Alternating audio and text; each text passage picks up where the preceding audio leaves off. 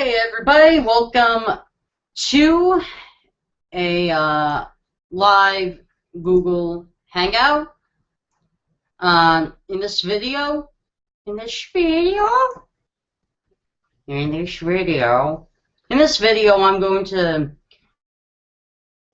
to a Christian, who obviously I'm assuming by the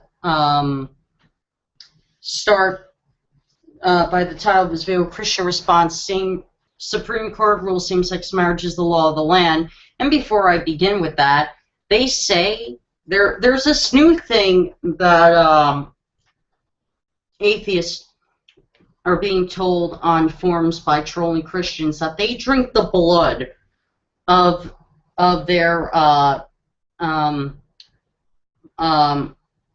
Lord and Savior Jesus Christ. And I have to say that is true. They package it in Gatorade bottles and they sell it in stores, and us atheists drink it during the summer when it gets too hot out.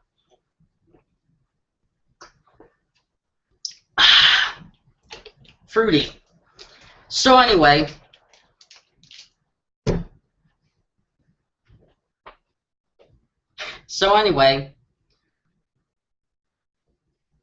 let's begin. Oh yeah, I'm an atheist, by the way, if you aren't a subscriber to my channel. I'm just making a joke based on the stereotype of what atheists are being told on a daily basis of who we are. So, let's begin. Hey there. So the Supreme Court today upholding gay marriage as the law of the land. Well, the United States, all the states must comply. And I, as a Christian, do not support gay marriage. I don't support the act of homosexuality, nor do I support my own sin. But, you know, if we're talking about giving people the freedom to do what they want to do, well, that's fine. But of course, if the repercussions, if this is also going to lead to the forcing of churches to marry gay couples, well, then I have a problem with that. So those are just my first gut reactions to the whole thing. But what I want to talk about more in this video is just to elaborate on a post that I saw from a friend on Facebook where they said, love wins. And it was just very disturbing to me because what kind of love is this that quote-unquote wins? Okay, I want to stop it right there. Now, first of all, I want to ask you, Lingo Whiskey family? Lingo, wait. What the fuck is a username like that? Lingowowski, I don't even know how to say this, but can I ask you something, sir? Can I blow you?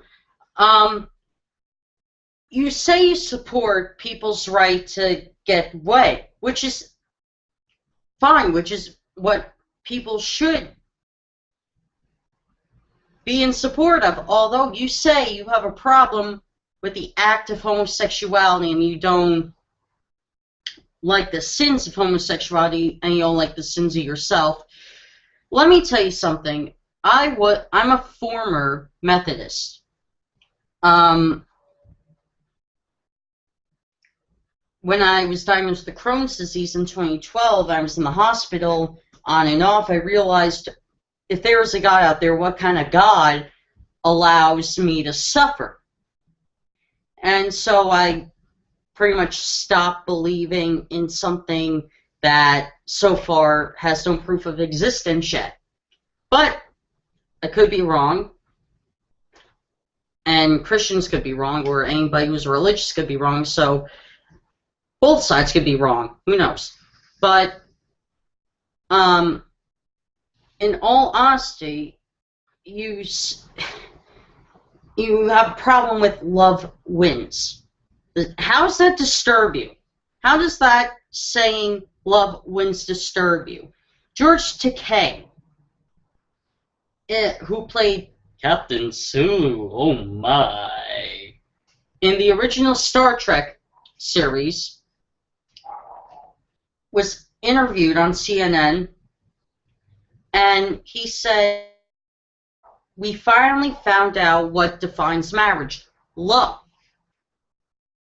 And he didn't say anything about sexual orientation or anything like that, because love determines a good relationship and a good marriage. This is why I wear this, love, because what determines good friendships and with friends and family, love. What determines a good marriage between you and your spouse, love. Regardless of your sexual orientation, it's love. And how does that saying love wins disturb you? How does that saying disturb you? But if you can't support same-sex marriage, but yet you support people's right to be wed, what are you trying to say here? I don't know, but let's find out why the saying love wins disturbs you. They're talking about a love that really is not a love at all. I want to explain that. What you should know about love. Love tells the truth. Love upholds the truth. And love upholds justice. Love, truth, and justice all go together. The second that a judge lies or overturns justice by letting a criminal go who they know murdered somebody, it's not loving. Lying is not loving. Love, truth, and justice go together.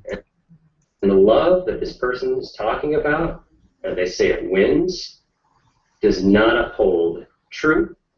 It does not uphold social justice. Okay. Obviously, this guy is not familiar with history at all. So, not that long ago, interracial marriage was illegal and deemed by Christians immoral.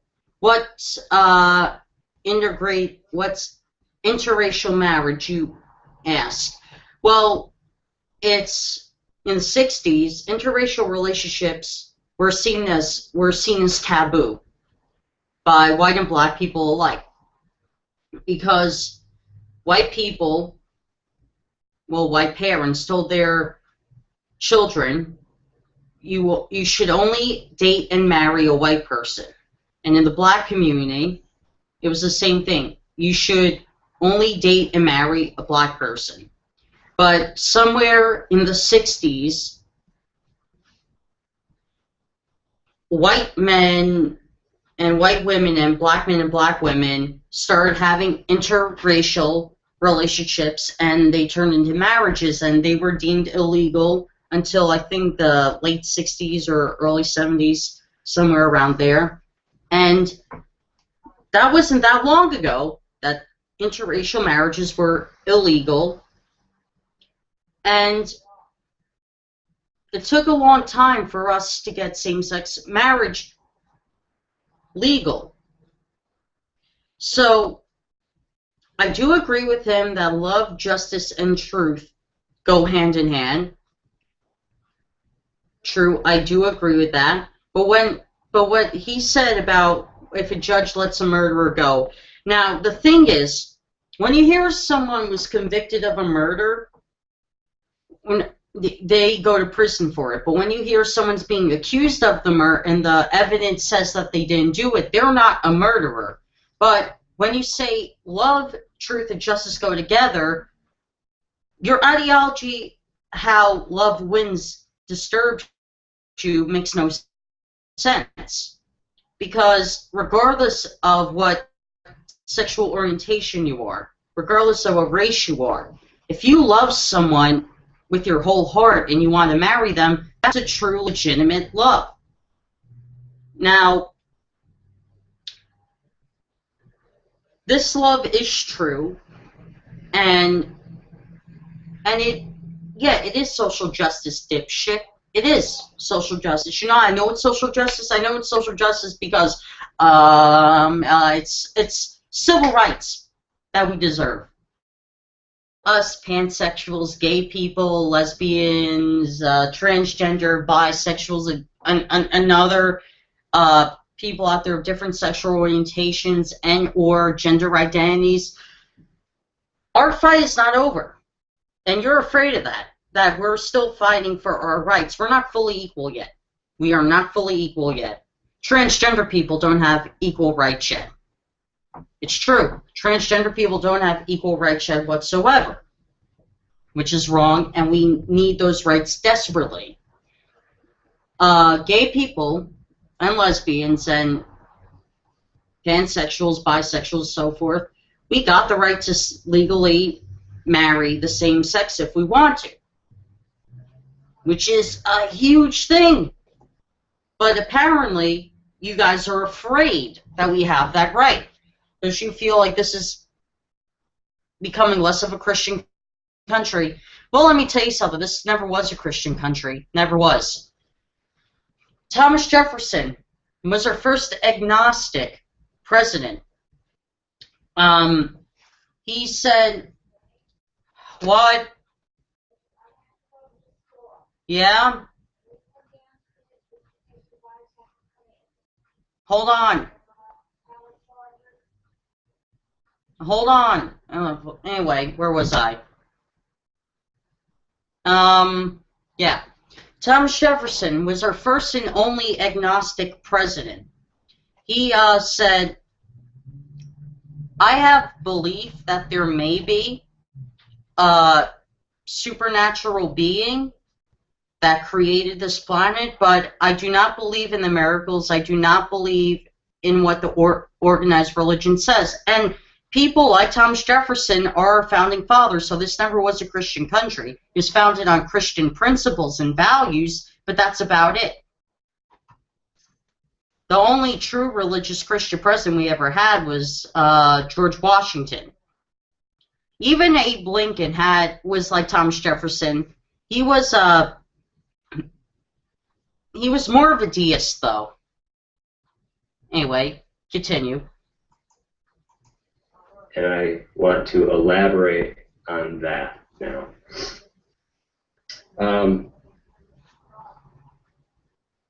What truth, what justice? We all know that God is. We all know that He exists, that He's awesome, He's all-powerful, He's mighty, and we know that by creation. If you have a creationist like this dipshit in your family, perfect Christmas present for them. But anyway, so through creation.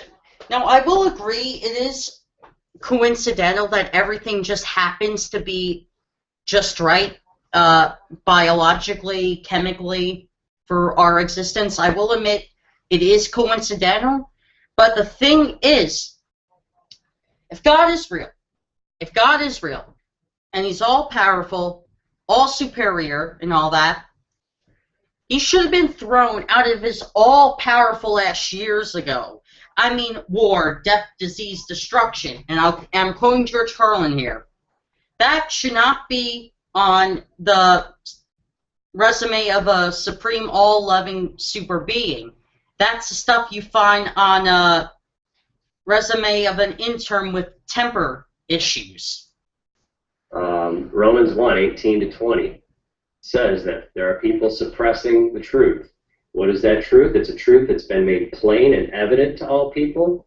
Verse 19 of Romans 1, and then verse 20, what is that truth? That the invisible attributes of God from the creation of the world are clearly seen, being understood through what's been made, even His eternal power and divine nature, so that they're without excuse to say that there is no God. So we all know that there's a God, and that He is the Creator. And we see His design for male and female. Okay.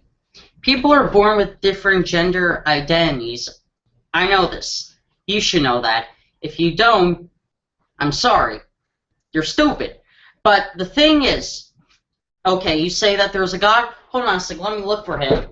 Jesus! Jesus, where are you? Jesus! Jesus, where are you? Oh, wait a minute.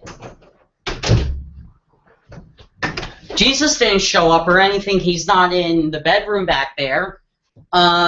Maybe that's because there is no God. Maybe.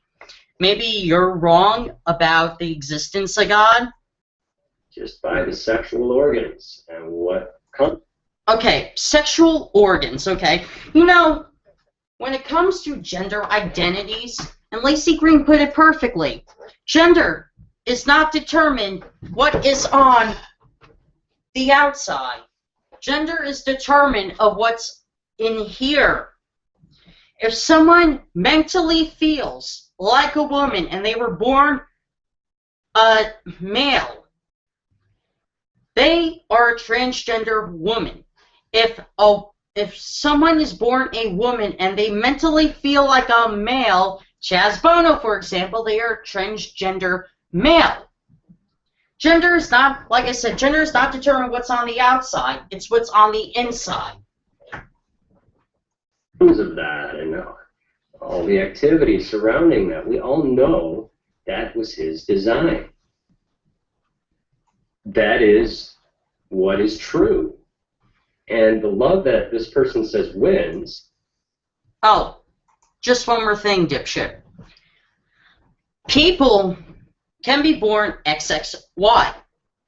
What's XXY and XYX? When someone's born XYX, they have a vagina, but they have more testosterone than estrogen. If someone is born XXY, they have a dick and boobs, but they have more estrogen than testosterone. That's how some people are born, and you know what? And there are people out there who are like that, and they're normal human beings, just like everybody else. And you were saying about something about how loved ones disturbs you again. Sorry I cut you off. Totally disregards God and stiff arms him and says, I don't care how you created everything. I'm going to do what I want. That is not love. That is not social justice, sexual justice. Hold on.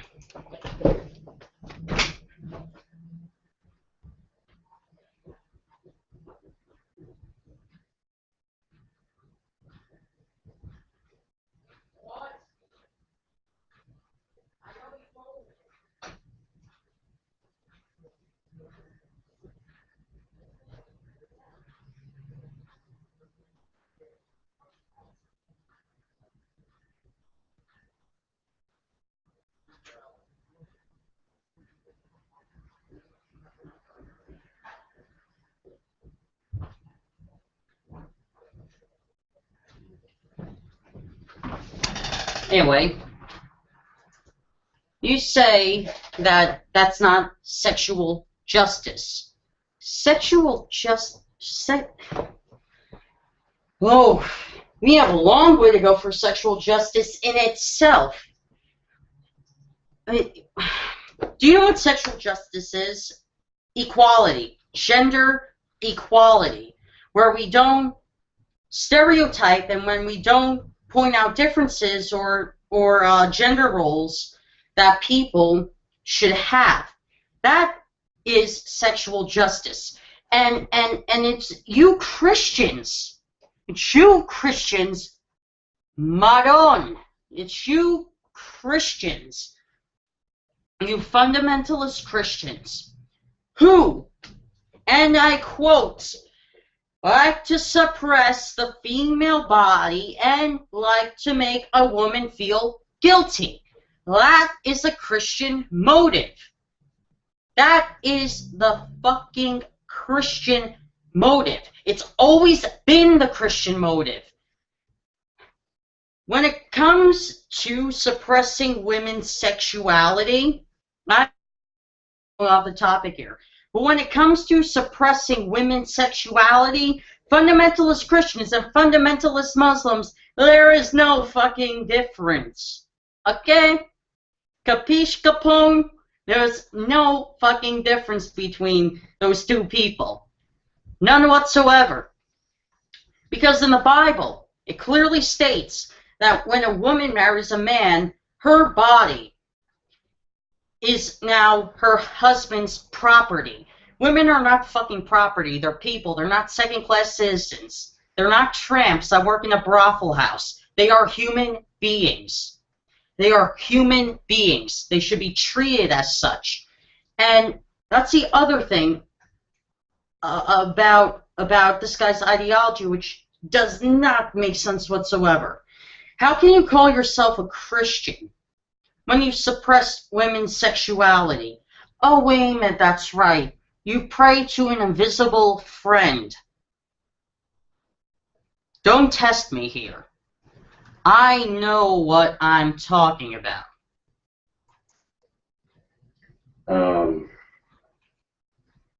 And so I totally disagree with that statement.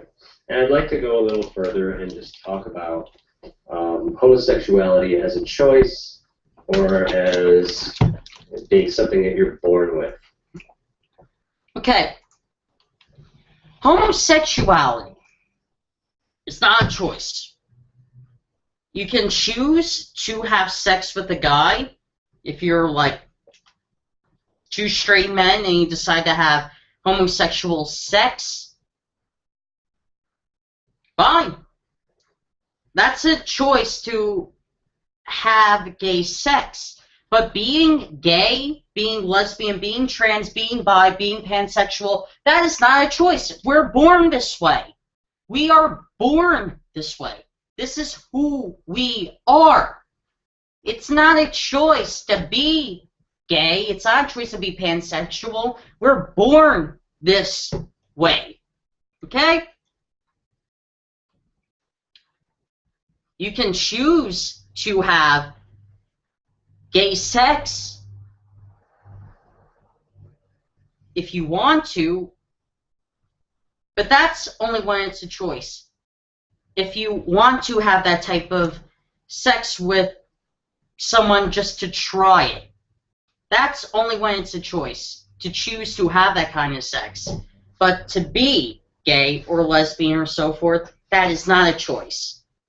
That is how people are born. I believe, and I know of Christians that they used to live a homosexual lifestyle. They've come out of that.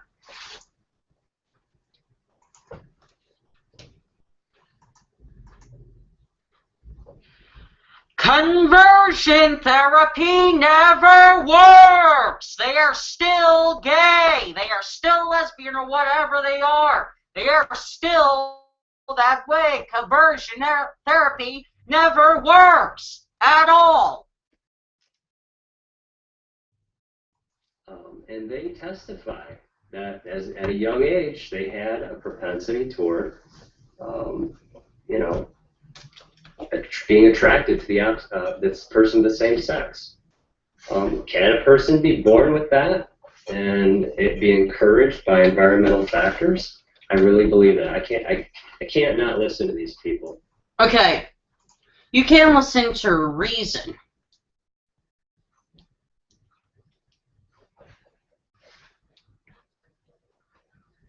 You can listen to reason at all. Like I said, I am pansexual.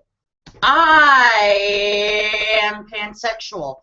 I did not choose to be this way. I was born this way. Baby, I was born this way. That's the only time I'm going to do that. That's the only time I could do that. I do not listen to Lady Gaga on a daily basis. I do not. But see, the point is, I was born this way.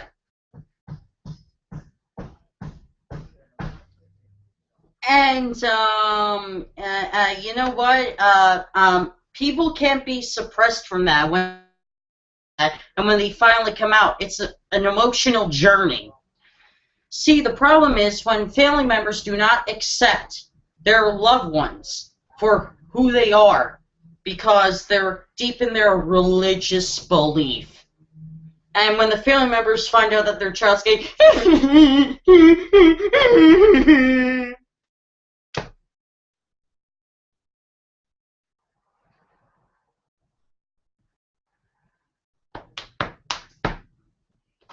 they cry and bitch about it because they were born that way, instead of accepting their child for who they are. They really seem to be genuine in what they're talking about. Yeah, people could be born with those tendencies. They're not tendencies. They're not tendencies. It's sexual attraction. Natural sexual attraction. It's the human species. The human species, our species, that engages in homophobic tendencies. Homophobic tendencies. Now, if you're speaking about tendencies in a scientific way, fine. You have to understand, though, in the animal kingdom, it is not rare for a male frog to fuck another male frog. That's normal. Some people see it taboo, which is stupid, in the human race for a woman to fuck another woman, a layman. That's lesbian porn. People like to watch that shit. But they find it taboo for a man to fuck another man, but that's all natural. We're animals. That's who we are. That's what the human species is. And yes, males and females engage in heterosexual or homosexual acts because they are either sexually attracted to the opposite sex or sexually attracted to the same sex. That's how this fucking works. I have 9 kids, and I see... 9 kids? 9 kids? 9 kids?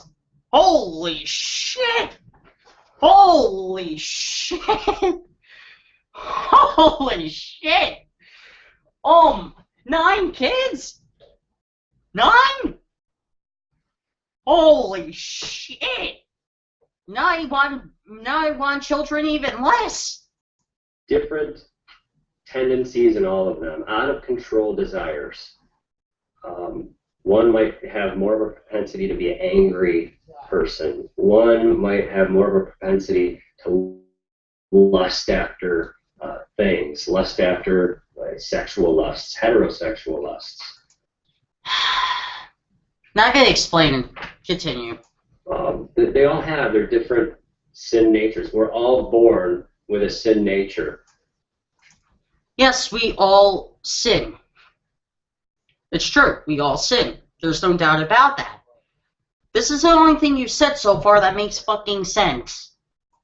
We can blame Adam for that. He was our representative head. He plunged himself and all the human race. Okay. Okay. Even the Catholic Church, even Pope Francis, even Pope Benedict, Pope John Paul II, Pope Pius, all said Adam and Eve did not fucking happen. Even they said that. This is making me go bonkers. Ah! Into sin, so that we're all born with a sin nature. So yeah, people could be born with those tendencies. And you know what? You're not liable for that. You did not ask for that. I did not ask for my extreme heterosexual tendencies. Yes, you didn't ask for that. And I didn't ask for my pansexuality. I was born this way, just like you were born straight. You didn't ask for that. Because you're not liable for that. What you're liable for is knowing that it's wrong and continuing in it. In the case of homosexuality, knowing that it goes totally against God's design, and yet you're going to do it anyway. Okay. How is being in a relationship with another guy going against God's creation? This is a fundamentalist Christian here. These are the people that drive me crazy. You have liberal Christians who are thinking, what the fuck is this guy talking about? God wants happy, regardless of their sexual orientation. And here's a heads up.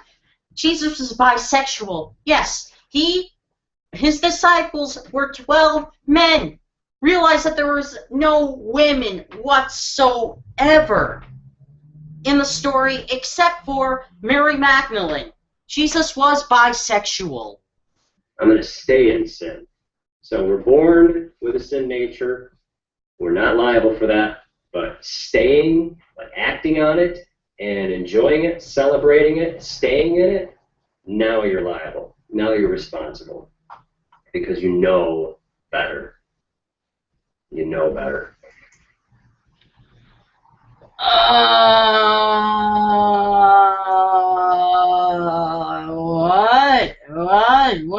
What? I'm sorry. I'm sorry, but did I hear you right? That staying in a gay relationship because someone is gay, that's wrong, and people know it's wrong. I'm sorry, but when you're comfortable dating a guy, when a woman's comfortable dating another woman, well, that's normal. That's love. That's a relationship. That's a normal, healthy relationship, just as much as a guy likes to be in a relationship with a woman and a woman likes to be in a relationship with a man. That's a normal relationship. Jeez, I hope your kids aren't as fucking dumb as you are. And like I say, the subject of this is homosexuality. I don't celebrate that, nor do I celebrate my own sin. I have my own sin. I deserve hell just as much as anybody else. And if you're not in Christ, you will suffer eternal judgment if you die right now without Christ. Okay, I will suffer eternal judgment if I don't believe in Jesus. Oh, okay. You know what? If there is a hell, and if I'm going to hell, you know what? All the good people are in hell. All the mean son of a bitches are in heaven. Because, oh, wait a minute. I just thought of something. If there's a heaven, if there is a God, if he is real, if I'm playing along here, if he is real, wouldn't he send all his fundamentalist believers to hell and all the atheists up into heaven? Because atheists do more Christian-like shit than Christians do. Just saying. Jesus came to save us from sin. That's the love that wins. The love that celebrates sin is not love. The love that saves us from sin is love. And Jesus came to save us from the penalty of sin in our lives, from hell, and the power of sin over our lives, so that we can put that sin away and follow the desires and will of God as opposed to our own desires. Okay. The reason why I had to bang my head on that picture was because, look, there could be proof that Jesus was real. There could be, because in all the different holy books, in all different religions, he is mentioned in them. Although, if he was legitimately a real person, he would have been a Middle Eastern Jew, which we all know. But the thing is, though, if he was real, he wouldn't call himself the Son of God. He wouldn't have. Because Bill O'Reilly's movie, Killing Jesus, which I thought was actually amazing, really, because Bill O'Reilly actually stuck to what the truth could be if Jesus was real. And Jesus, in one point in the film, when John the Baptist tells him that he's the Son of God, he's like, "You're kidding me? Are you fucking kidding me? I'm the Son of God? That makes no fucking sense. That's exactly what he kind of tells John the Baptist. We can be remade into the image of God that we were meant to be. And that's what Jesus came to do for us. That's the love that wins. He came, he died your eternal death sentence for you on the cross. He took your justice that you deserve upon himself, so that if you'll turn away from Jesus is Lord, you turn away from any idea of saving yourself. Nobody can work their way into God's favor, just like no murderer can tell the judge, I'll work for you, and if you let me out. Okay. I can't even comment on this guy's stupid ideology at this point. I can't even comment on what he's doing. I'm just gonna let him speak because I have no idea what to respond to him from now on. That just doesn't happen. But Jesus took our place in the greatest act of love you'll ever know. Love and justice. There's love and justice met together in Jesus, the way, the truth, and the life. Love, truth, and justice. It's beautiful. Okay. How is, and I'm speaking from the Bible standpoint, how is a man, an invisible man in the sky, who sends his, who ghostly rapes a 14-year-old girl, and how is his son dying on the cross an act of love? How is sacrificing your own fucking child an act of love? Like Christopher Hitchens said, if there was a God who told me to kill one of my children like he told Abraham to kill his son, I would tell that God, fuck you. He died for you. He literally died for you. Turn from sin, turn from that to Jesus Christ as Lord and Savior. You'll be saved. Jesus said in John 5:24, he that hears my word and believes on him that sent me has everlasting life, and shall not come into condemnation, but will pass from death to life. Born again. 3 days after he died, he rose from the dead, showing that. Yeah, showing that he rose from the dead, boppity-boppity-bop. Yeah, I know the story pretty well. Continue. That you can also be resurrected to life. God bless. I just want to comment on one thing before I finish this. Once you're dead, you're fucking dead. If there is such thing as reincarnation, I'll be surprised. But as far as I know, once you're dead, you're dead. See ya, guys. I hope you enjoyed this video.